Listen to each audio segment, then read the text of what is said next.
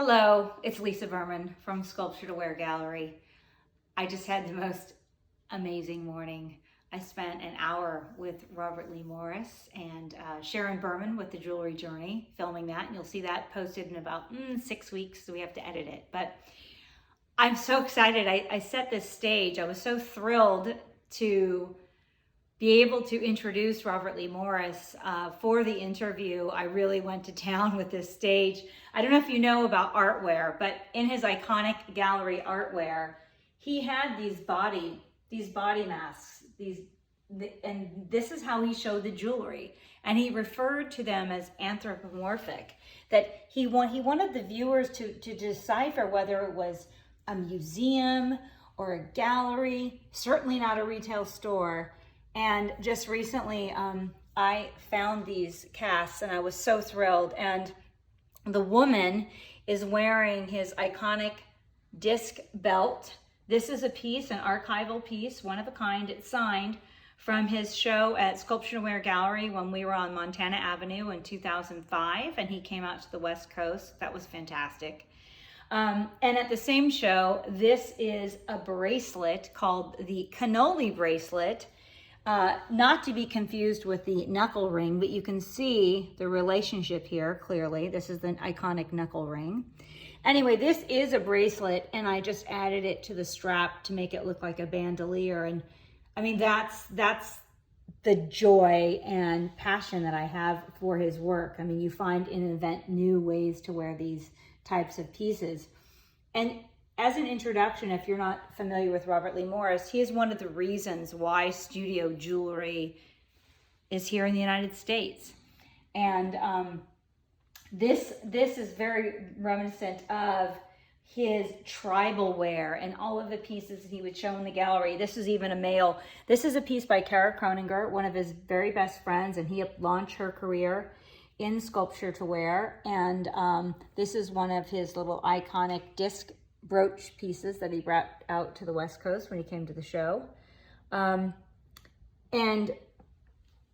one of his most fervent and incredible and passionate co-creators and collaborations was with Donna Karan. And I am so thrilled to be wearing, I know it's July 24th, but I'm wearing black cashmere and a Donna Karan dress, and then one of the archival neck pieces, the short collar, and then the ellipse clip-on earrings.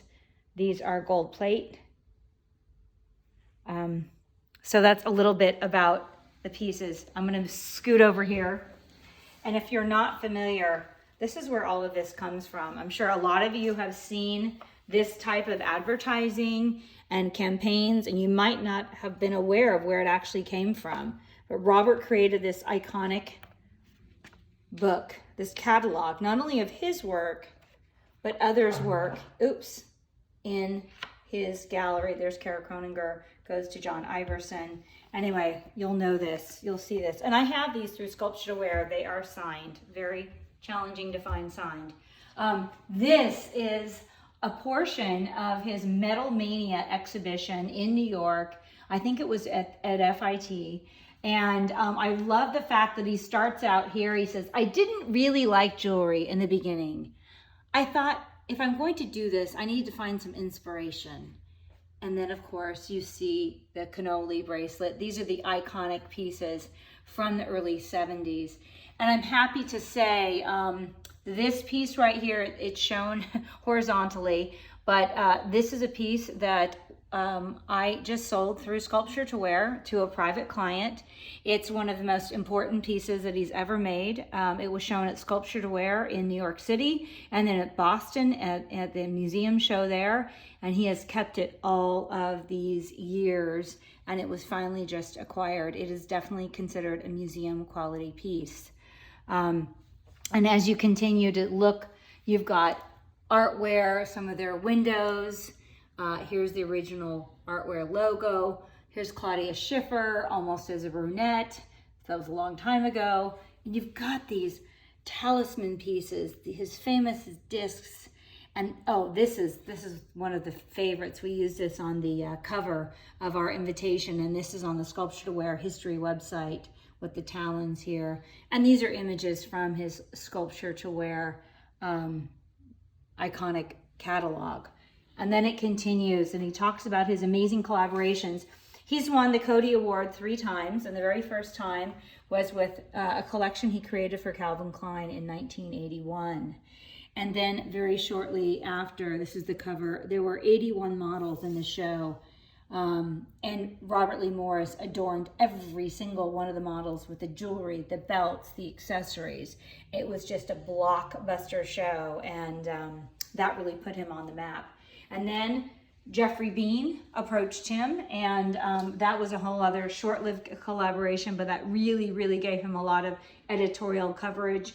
New York became enamored with Robert Lee Morris, and then he opened up his Artwear gallery, and he had very, very famous, really, he talks about all the people who were who's who in New York City at the time. They would buy his pieces, and then they would go to Studio 54 at night, and they would just try on each other's Robert Lee Morris jewelry, and they would play with it. Andy Warhol, Bianca Jagger, Liza Minnelli. I mean, he was thrilled. I don't know, I think he was on the cover of 81 Vogue magazines. That's a tremendous amount of editorial coverage, and he continues to be included in editorial. And then, of course, Donna Karan. He worked with her very shortly for Anne Klein, and then Donna said, I'm launching my own company. What do you think? Will you come with me?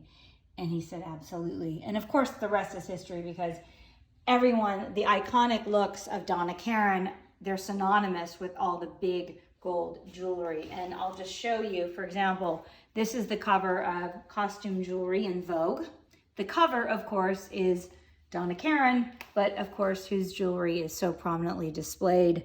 And this really tells you everything you need to know about Robert Lee Morris in regards to the fashion world in jewelry.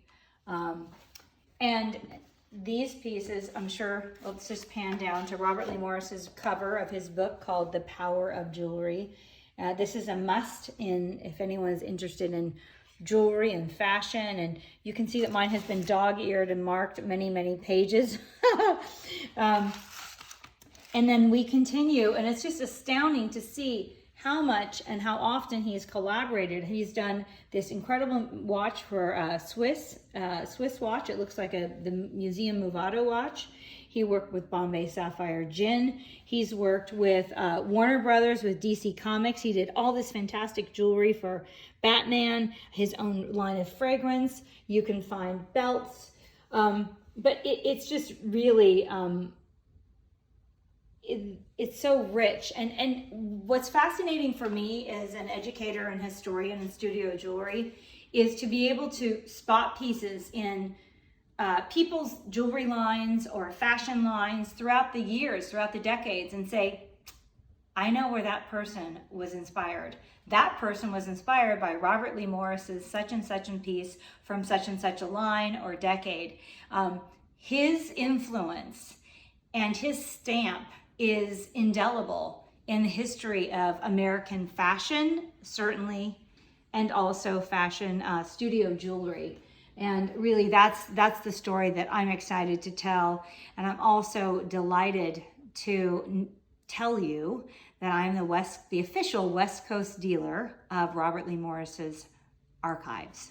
So if you're looking to find out more about pieces that I'm wearing, pieces that are shown here, and learning how to acquire them, why they're important, why certain pieces inspire you, check out sculpturetowear.com. And you can call me. Actually, wouldn't that be refreshing? Just pick up the phone and call me.